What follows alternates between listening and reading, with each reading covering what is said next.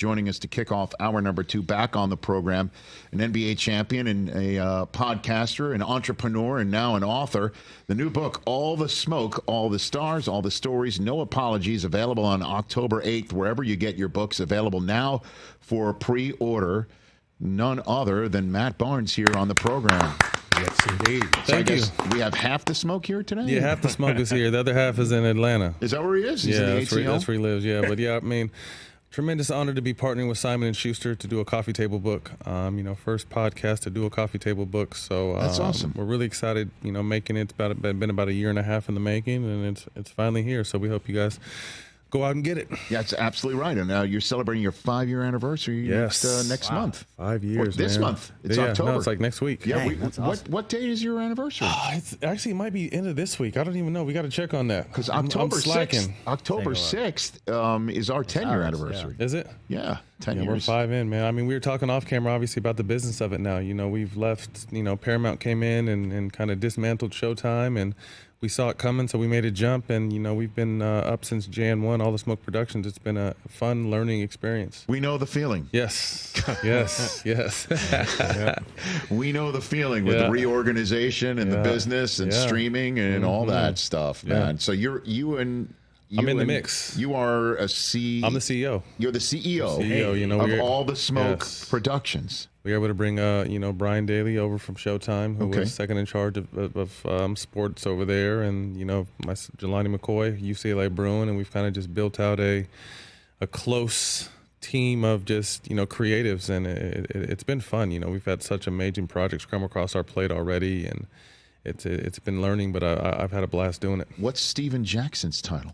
What is his title? Where's he on the flow chart? He's a co-founder. Obviously, he helped start this, but he's not a ton on the business side. He's more on let me know when I need to be there, and I'm gonna do my thing. The minister of spirit. Right, there you go. So I'm in the weeds daily. Obviously getting this off the ground and growing it. Literally in the weeds. Weeds, right? No pun intended. But that's all the smoke right there. The smoke's got to come from somewhere. It'll come from me. Well, I mean, and your latest episode, sir, that dropped on Monday. Yeah. Your guest is Kamala Harris, the sitting vice president of the United States and Democratic nominee for the next president of the United States. Where did we shoot this one? Where did her house in D.C. You went to D.C. We went to the vice president, the home, and got a chance to see her put her touch. I questioned it because obviously there's never been a woman in there, but particularly a black woman. So I figured it was probably a little stuffy in there. So I asked if she got to put her touch on it. She's like, I'm glad you asked, and showed us some amazing art pieces and sculptures that she had brought in, and really homely, welcomed us and hospitable, and it was a great opportunity. Yeah, I saw you had cards. You had all your questions on cards. Yeah. So you trying to tighten it up a little bit. It was fun. I mean, a lot of people ask why, and the way I look at it is why not? I think we didn't do it to be a political interview. We know that's not our core, although I enjoy policy and politics. But we did it to get a chance to know her as a person. We touched on some policy we felt is important to our community, but overall, we just wanted to know more about her. We talked about mental health. We talked about her growing up biracial, similar to me, being a step parent, similar to me. Mental health, her first date with Doug, and did she ever think, a blind date in 2013 would land her, knocking on the door to possibly being, the next president. So we just got a chance to laugh and smile and crack some jokes and learn more about her. Well, I mean, I know Stephen in particular, and you as well, were very outspoken in the aftermath of George Floyd, which occurred in her vice presidential nominee's home state. Yes. Did you touch upon that?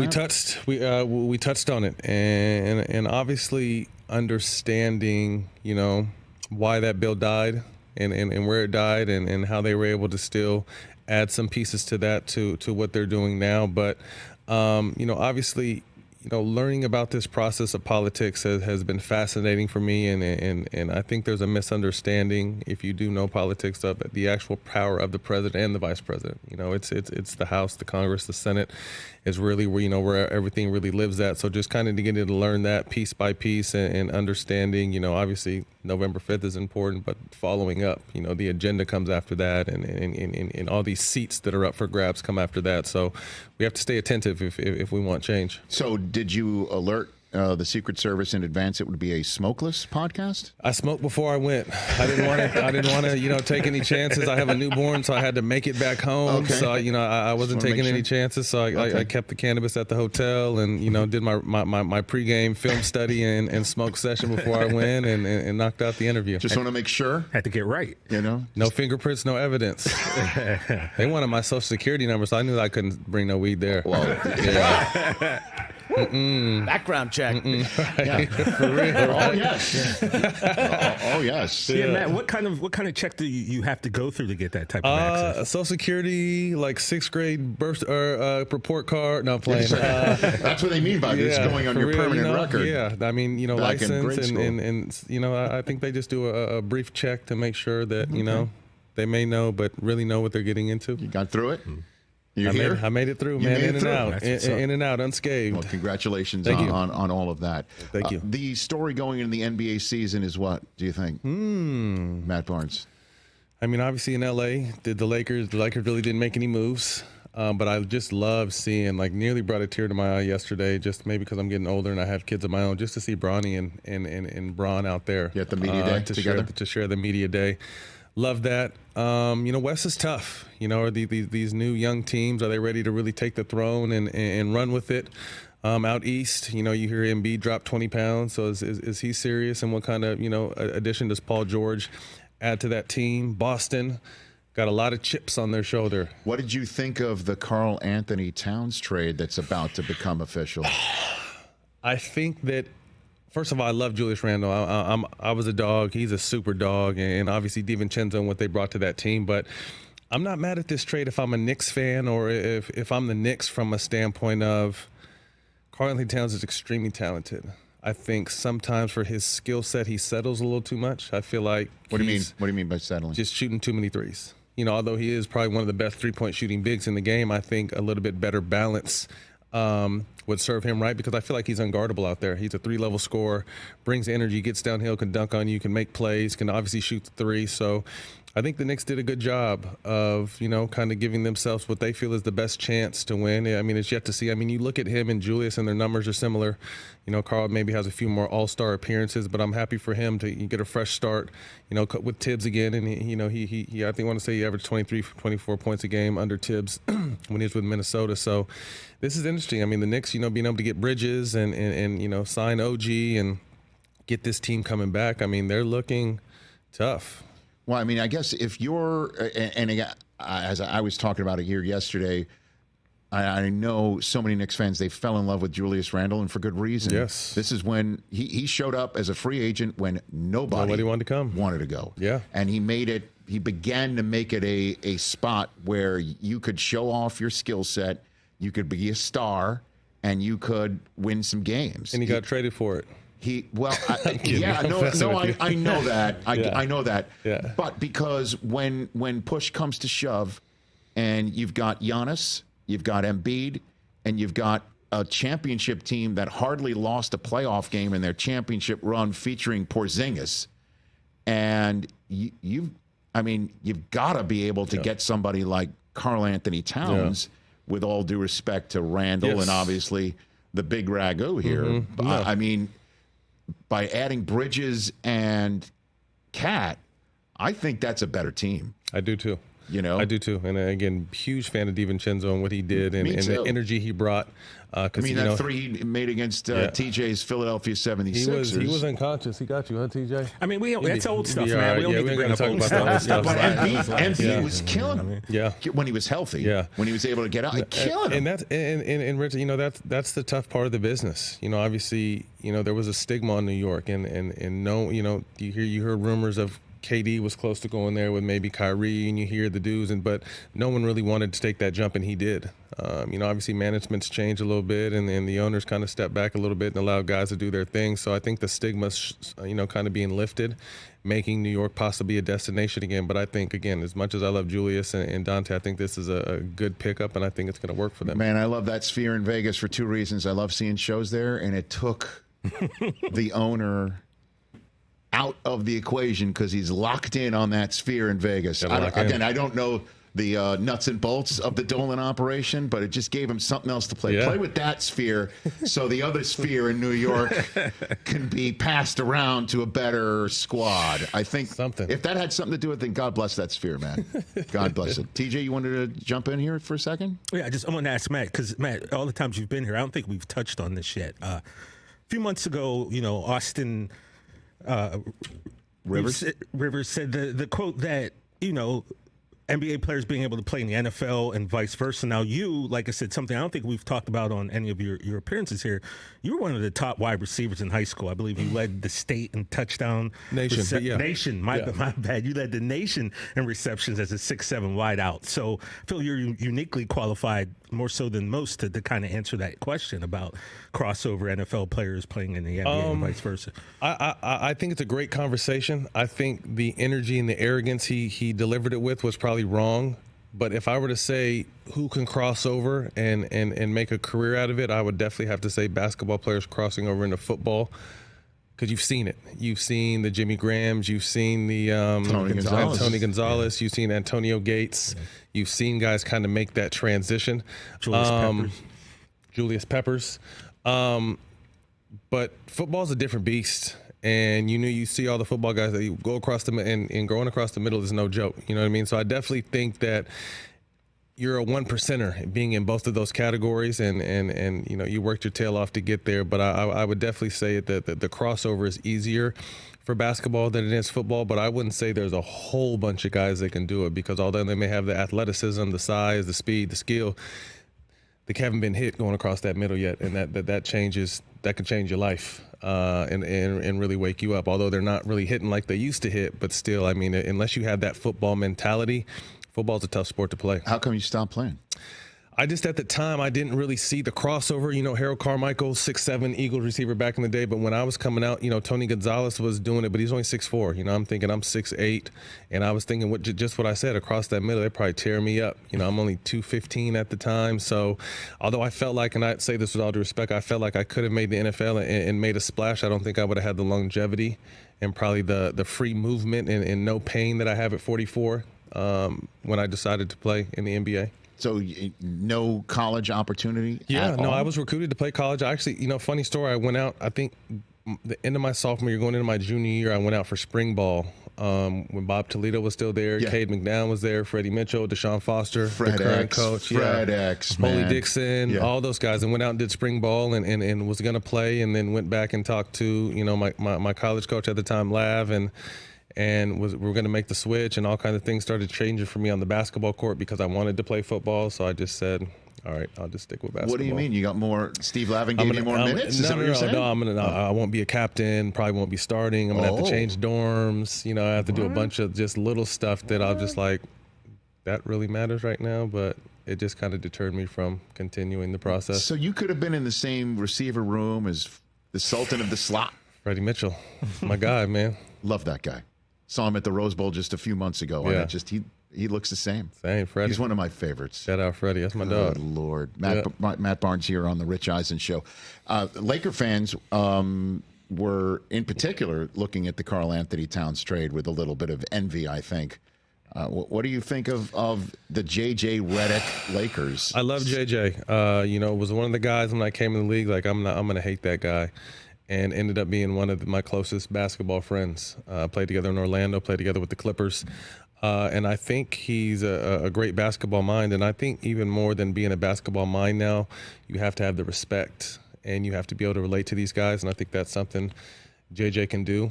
But, we were talking about it back in your green room, like they didn't really add any pieces, to a team that was a play-in team last year. Although LeBron played great, arguably the best player in the Olympics. He'll be 40 this year.